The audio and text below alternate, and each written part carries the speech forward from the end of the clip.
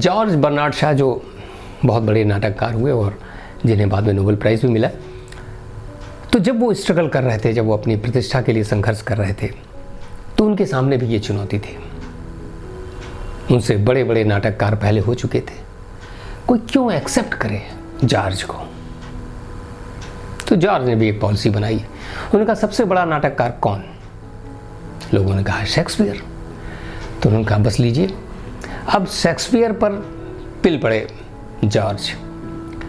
बेचारे शेक्सपियर के गए हुए बहुत दिन हो चुके थे, अब बेचारे कब्र से निकलकर तो वो जवाब देते नहीं, लेकिन जॉर्ज जो थे उन पर फायर थे। मेरा बस चले तो मैं शेक्सपियर को कब्र से निकाल कर उस पर पत्थर बरसाऊं। क्यों? क्योंकि शेक्सपियर ने सही प्रश्नों का उत्तर ही नहीं दिया। जीवन के जो सार्थक क्वेश्चंस हैं, जो सार्थक प्रश्न हैं, जीवन क्यों है, कैसे है, क्या है, अस्तित्व का अर्थ क्या है, इस बारे में उसने कुछ कहा नहीं।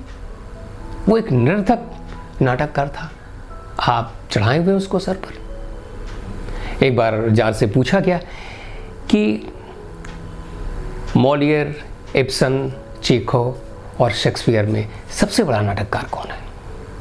तो उन्होंने कहा कोई नहीं, मैं। कहा अरे आप शेक्सपियर से भी बड़े हैं?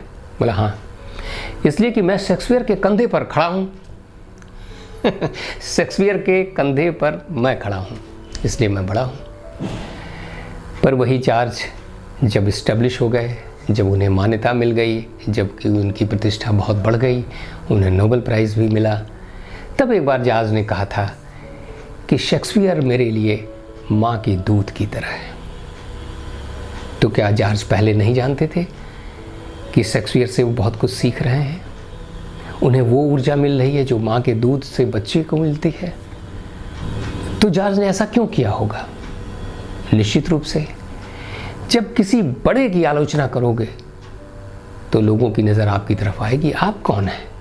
आप कैसे ऐसी बात कह सकते हैं?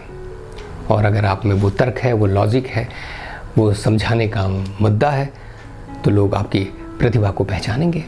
हो सकता है शायद ये गलत तरीका हो सकता है कि इसके पीछे कोई मार्केटिंग का प्लान हो, या हो सकता है कि जॉर्ज की वो इन्फियारिटी रही हो। जिस समय वो शुरू कर रहे थे तो इन्फीरियर तो रही, उस समय तो उन्हें लगता ही होगा कि यार शेक्सपियर के आगे मुझे कौन पूछेगा।